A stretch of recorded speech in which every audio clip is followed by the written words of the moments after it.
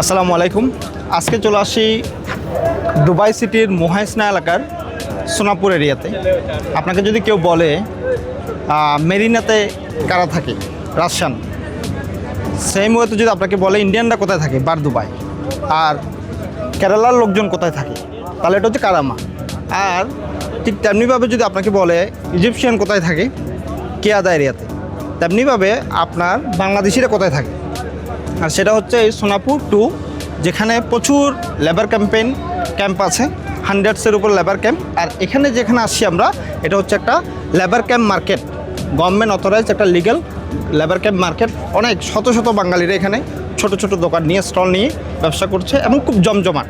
আর ফ্রাইডেতে it's unbelievable, thousands of peoples সবাই এখানে কাজ সেরে এই বাজার থেকে কিন্তু বাজার করতে কিন্তু এখানে চলে আসছে।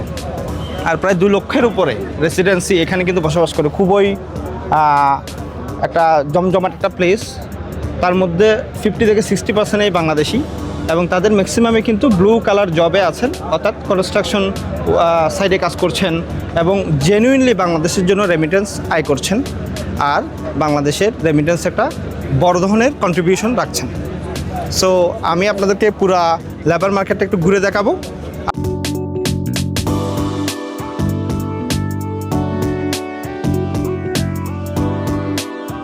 মোহাইসনা সোনাপুর বাংলা বাজারে আসবেন কিভাবে?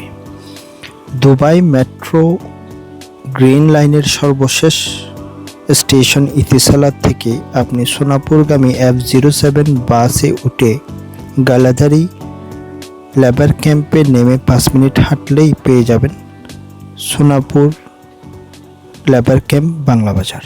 দেখা হবে অন্য কোনো দিন, অন্য কোনো প্লেস থেকে। আসসালামু আলাইকুম।